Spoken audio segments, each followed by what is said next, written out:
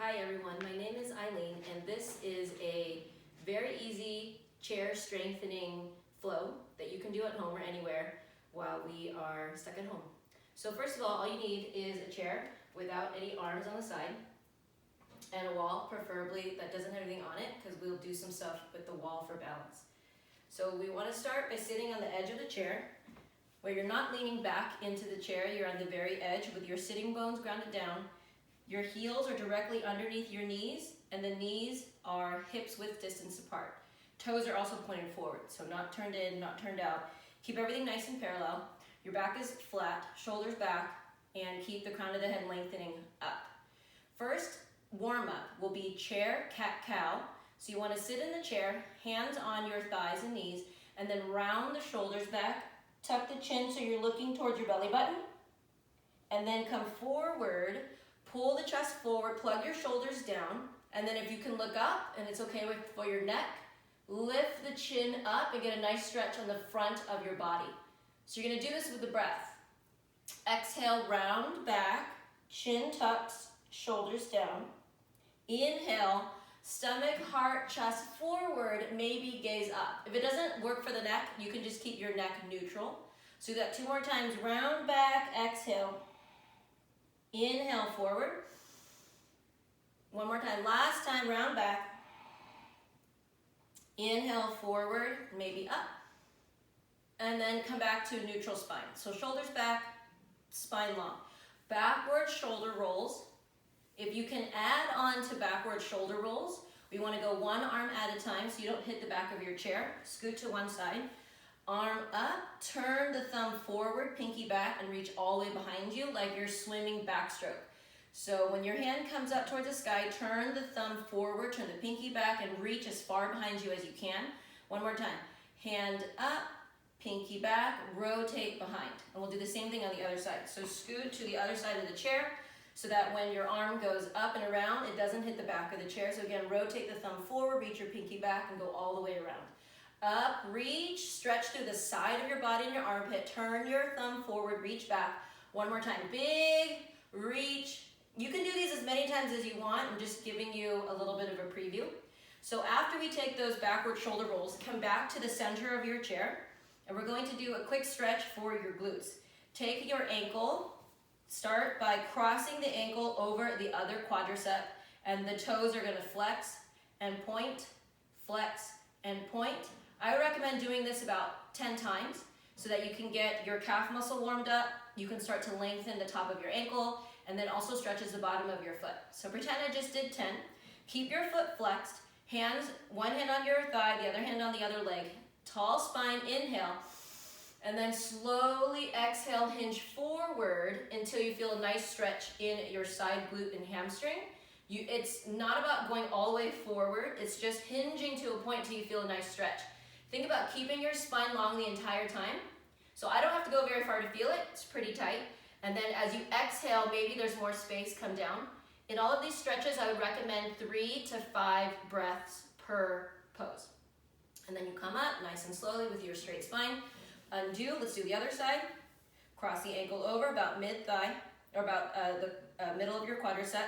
Flex, point, flex, point. Again, this is good just to get some circulation in your feet and ankles. It helps to warm up your calf muscle as well. Point and flex, again 10 times. And 10, tall spine, inhale. Slowly exhale, come forward. Hinge by keeping your back straight. There's always a common tendency to want to curl your spine and round. Don't worry about your forehead. Think about the center of your chest, your sternum coming forward, and that's going to open up the side of your glute. And if you want a little bit more, maybe the hand on the bent knee can just add a little extra pressure, but not a lot. And then once you feel a nice stretch, or you've held your 5 breaths, held it for 5 breaths, slowly come up, and then we're going to come out. So once you're here, we're going to do a little bit of quadricep strengthening.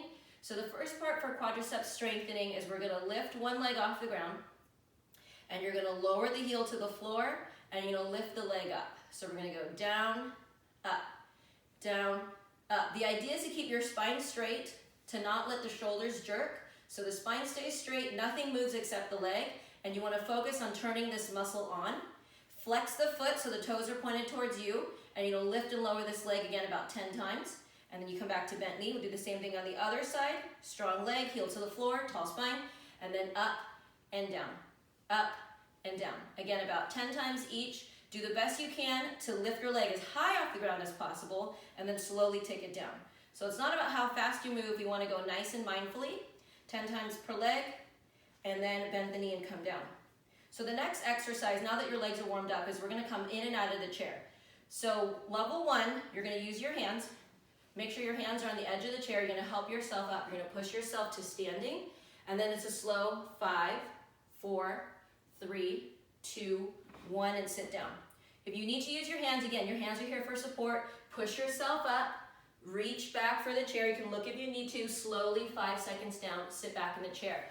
Now, if you don't need the assistance of your hands, I would recommend standing and sitting without your hands, again, 10 times if you can, and you want to slowly come down, just so that way, on the way down, your legs are working a lot. And if you need help with balance, grab the chair and sit down. So once you've done with that, we're going to go to standing using the back of the chair for a little bit of balance. So you're going to come up, grab the back of the chair, move it forward.